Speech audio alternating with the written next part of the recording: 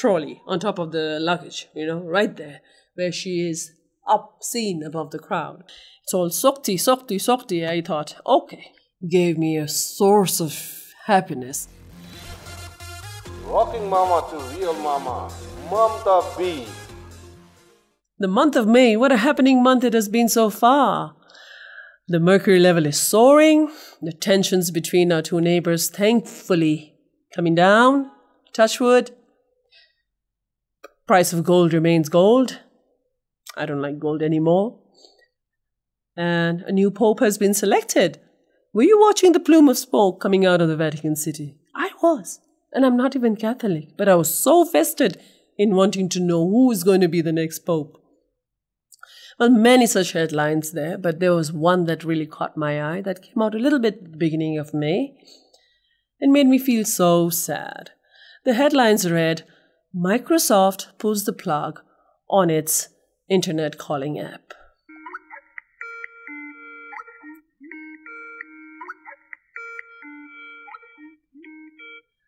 How many of you remember that ringtone? Yeah? That ringtone takes me way back to the early 2000, like 2002, 3, 4. Early 2002, we got the opportunity to move to Paris as a family. Now, my daughter was just over a year old, and this was a completely new change for us. Whole lot of emotions there, excitement and nervousness and sadness. Oh, everything rolled into one. It was my first trip abroad. Paris, la ville lumière, city of lights, the city of love. Oh, I had read enough about it, and in my mind I had this picture of the city that I would be in, things that I would do. But reality hit hard the moment I landed at Charles de Gaulle. Oh, the sea of people floating around me, chirping in a different language. There were no signs in English except one, toilette. Yeah? That I guessed, right? But I knew nothing else. And there I was with these 3 huge pieces of luggage and a toddler. I got a trolley. I was lugging the luggage onto them. Nobody stopped to help or notice. Nobody. I picked up my toddler and I put her right on top of the trolley, on top of the luggage, right there, where she is up, seen above the crowd. And then with the other hand, I steadied her and slowly pushed my way, looking for an exit. Of course, there's no sign that writes that's like exit in English. It's all sokti, sokti, sokti. I thought, okay, that must be one of it. And now which one do I go to? We didn't even have a smartphone to, call each other and say like, hey, I'm waiting in this exit. So I thought, let me just follow the crowd. When you're lost, just follow the crowd. So there I went slowly following where everybody was going and hoping that, the father would recognize the child sitting atop the luggages way up there. Hoping, otherwise, if not, chances are it would take the whole day to find each other there. And guess what? The trick worked. It did work indeed. And finally we were reunited at Charles de Gaulle, got into a taxi and made our way to the apartment. Now this drive was over an hour long and the taxi driver did not utter a word throughout the journey. How rude, I thought. If it was back in Nepal, my goodness, you'd know the whole life story of somebody. We reached the apartment. It was a very small, neat, nice apartment. And I remember looking around and thinking, goodness, I know nobody here. I don't even have a single friend. And I don't even know the language. I just know 3 sentences in French. And those were all titles of the song that we played here in Hits FM. C'est la vie. La vie en rose. And voulez-vous coucher avec moi ce soir? From Lady Marmalade. Now, none of these lines were going to help me at this point. The weekends were okay because we were together, we met new friends from work. But the weekdays, it was just my daughter and me, and that's when homesickness hit me so hard. All I wanted to do was call my parents, talk to them. I wanted to call my family, my siblings. I wanted to call my friends. I felt so lonely, and international calls were so expensive back then, and it was bad enough I was already converting the euros into Nepali rupees, right?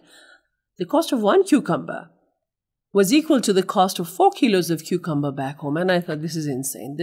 How can we justify this? This is disgusting, the difference. So yeah, I didn't know what to do. It's getting expensive, this homesickness, right? Well, I used to take my daughter to the community park nearby, and there I met a Sri Lankan family. And the lady, she told me how they use this prepaid calling cards to call home because they're a lot cheaper and it's easier. But you had to travel to the other end of town to get it. Of course I did it because I needed to call home. So every 2 weeks I'd make this long journey, change two trains, go over, buy a few, come back. And when it's done, go back, buy it again. It was quite a hassle, but I did it nevertheless. Till one day, very casually, this news came along that there was an app where you could make internet calls that work, or something like that, with a slogan. And then it was like Skype, that blue logo. Oh, wow. What? Really? Skype. The full meaning of Skype apparently is Sky peer-to-peer. Now, back then I didn't care what peer-to-peer was, but now I had to look it up to see, and it meant 2 computers that work together as a system. So yeah, Skype changed my life completely, because there I was able to call home, able to call my friends and talk to them for as long as I wanted to without having to worry a bit about the minute or the cost. Yeah, we're just paying for the internet. It was really, really amazing that you could do this for such a cost. I didn't have to travel all the way to the other end to get those cards again. Oh, that was such a relief. All these things, it just made communication so much easier, and it just made me feel better. It gave me so much of confidence being able to connect with my family and my loved ones.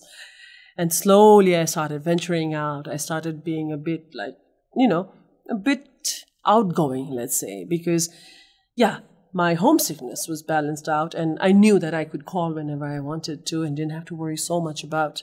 Skype took it a notch higher and added the video calls, and that's when I thought, good, this is it. The future is here. There is no way there can be anything more to this, This is the pinnacle of technology. This is it. Wow. To be able to talk to somebody and see them at the same time, for somebody who's living far away, who's missing home, who's been crying and, with homesickness and just wanting to see somebody, see family, see friends. This was like a gift from heaven. My goodness me. Skype really changed my life back then. And this communication, knowing that you can communicate with anybody anytime without having to watch the minutes, everything, that gave you a sense of comfort, confidence. Slowly, I started venturing out. Slowly, I wanted to meet people. I wanted to learn the language, All of this, I really am thankful to Skype for helping me at such a difficult time. I'll Skype you became a very common slang, It was a good slang. When somebody said, I'll Skype you, they almost always did. At the park, I met another young French lady who also confided in me at that time. I remember about how Skype really came just in the nick of time to save her relationship with her boyfriend. He was in Turkey, she was in Paris, and they were not being able to communicate as much as they'd like to. And then Skype came along and she was like, it changed everything. We could talk to each other every day. And she said, we even have Skype dates on the weekend. And I was so interested. I was like, what does that mean? She says, we just leave the Skype on the whole time, day and night, over the weekend. We don't normally talk, but we just go about doing our own thing. I'm cooking, he's doing his laundry, he's reading, I'm listening to music. We're not necessarily talking, but we are sharing our day together, and that has brought us so much closer. And I thought, how interesting is that? But apparently that seemed to be quite a common thing that people did, including my daughter, who recently admitted to me that they, in the middle school, used to have Skype sleepovers. Now, that basically means all her friends, they would turn on their Skype and go to sleep. It might sound so silly, right? But I get it. I get the idea of doing something together, even while you're not together. My son remembers using Skype for watching football games and movies and live events together with his friends. So now I realize Skype was for our generation and also for the next. They also had and still have nostalgia attached to this medium. So yeah, Skype was our line of communication back then. It simplified communication, let's say. It came way before smartphone and all the other social medias. It was truly a gift for those of us who are living far away from home, from family, from partners. It saw the rise of many international friendships, many, many, many romantic relationships. I was reading online, going back into other people's stories, and there was a whole archive of all the love stories and the marriages that happened thanks to Skype. Do you have any memories linked to this app? I'm sure you must have used it at a certain point in time. Well, if you have any memories, funny stories about it, please just send them across, because it'll just be so nice to share them. So now I guess you can relate to the nostalgia attached to saying goodbye to this app that gave me a source of happiness back in the days when I truly, truly felt lonely. The departure of Skype marks an end to an era. It's not just about closing an app. To me, it feels like closing a significant chapter of my life. So long, Skype. Hits FM 91.2.